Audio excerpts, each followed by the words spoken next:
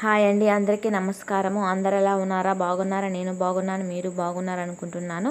ఓం నమ శివాయ, హర హర మహాదేవ, శంభో శంకర. ఈ వీడియోకి వెళ్ళే ముందు నాకు లైక్ చేయండి, సబ్స్క్రైబ్ చేయండి, ఆల్ మీద ప్రెస్ చేయండి. ఎందుకంటే ముందు ముందు తీసే మీకు రావాలి కదా, నన్ను సబ్స్క్రైబ్ అయితే ఖచ్చితంగా చేసుకోండి. మనకి పౌర్ణమి అంటే మాఘ పౌర్ణమి, అందులో ఆదివారం వచ్చింది కనుక చాలా విశేషమైన రోజు. ఈ రోజు కనుక ఈ చిన్న పరిష్కారం చేసి అమ్మవారు కనుక పూజ చేశారంటే మీకుండే సమస్యలను దూరం అయిపోయి మీకు అనేది కొంచెం కష్టాలు తగ్గుతాయి. మేము సమస్యల్లో ఉన్నాము, మాకు బాగా లోతుగా సమస్యలు ఉన్నాయి, మేము కొంచెం తేలుకోవాలి అనుకుంటున్నాం అనే వాళ్ళు ఖచ్చితంగా ఈరోజు చాలా విశేషమైన రోజు కనుక మీరైతే అమ్మవారికి పూజ చేయండి. ఏం లేదండి, చిన్న పూజేను.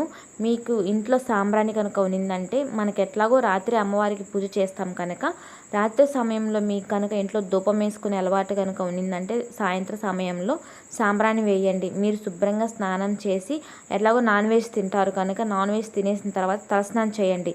తలస్నానం చేసి చంద్రుడిని చూసిన తర్వాత ఈ పూజ అనేది మొదలు పెట్టాలన్నమాట. చంద్రుడిని చూసిన తర్వాత సాంబ్రాణి అయితే వేయండి.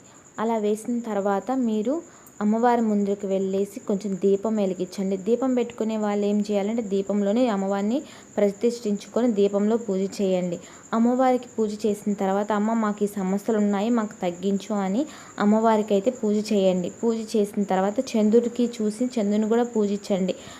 ఈరోజు పౌర్ణమి కనుక చాలా విశేషమైన రోజు, చంద్రుడికి కూడా పూజ చేయండి అనమాట. పూజ అంటే దండం పెట్టుకొని మీ మనసులో ఉండే సమస్యలు చెప్పుకోండి. ఒకవేళ ఎవరైనా సరే మాకు పౌర్ణమి రోజు దీపాలు వదిలే ఆనవాయితీ ఉంది అనుకునే వాళ్ళు ఖచ్చితంగా వెళ్ళేసి పౌర్ణమి రోజు దీపాలు అయితే వదలండి. ఎందుకంటే ఈరోజు పౌర్ణమి రోజు చేసే పూజ చాలా ఫలితం వస్తుంది. అంతేకాదు మీకున్న సమస్యలు కూడా దూరం అవుతాయి అన్నమాట. అంత విశేషమైన రోజు కనుక ఖచ్చితంగా అయితే చేయండి. అమ్మవారి ముందు ఈ చిన్న నామాన్ని అయితే జపించండి. మీరు చేసే చిన్న పూజ ఏంటంటే అమ్మవారి నామాన్ని జపించిన తర్వాత అమ్మ మాకుండే సమస్యలు తగ్గించండి అని చెప్పుకోవాలన్నమాట.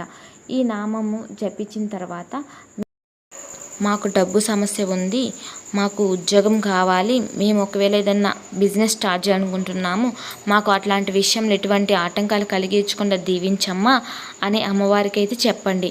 అలా చెప్పిన తర్వాత ఈ మంత్రాన్ని జపించండి. ఓం శ్రీ మాత్రే నమః, ఓం శ్రీ మాత్రే నమః, ఓం శ్రీ మాత్రే నమః అని అమ్మవారి ముందు చెప్పించండి. చిన్న మంత్రం చదివి మీరు అమ్మవారి ముందు కనుక మీ బాధ అయితే చెప్పుకున్నారంటే ఈరోజు పౌర్ణమి కనుక మీకు విశేషమైన దీపం వెలిగిస్తారు కనుక మీ సమస్యలు దూరం అవుతాయి. మేము బాగా చేసుకుంటాము అమ్మవారికి అనుకునే వాళ్ళు అమ్మవారికి ఎలాగైతే నిత్యంగా చేసుకుంటారో అలాగే పూజ చేయండి. దీపంలో పెట్టుకునే వాళ్ళు దీపంలో పెట్టుకొని అమ్మవారి ముందు ఓం శ్రీ మాత్రే నమః అని చదవండి.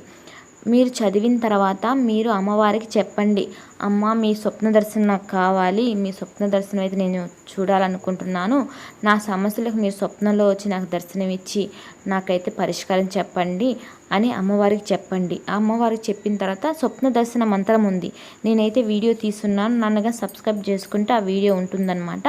అది చదివి పడుకోండి. ఇది చదివిన తర్వాత మీకు స్వప్న దర్శనం అయితే ఖచ్చితంగా అమ్మవారిది కలుగుతుంది కనుక అమ్మవారిని స్వప్న దర్శనం కావాలంటే ఆ మంత్రం అయితే చదవండి.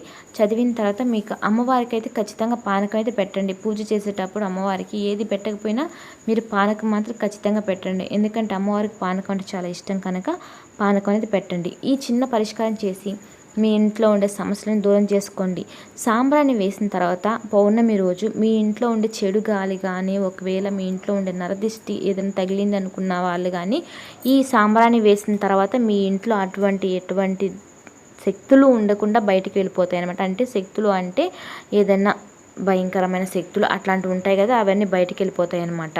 నా వీడియో కనుక మీకు నచ్చినట్లయితే నన్ను అయితే సబ్స్క్రైబ్ చేసుకోండి, ఆల్ మీద ప్రెస్ చేయండి, షేర్ చేయండి.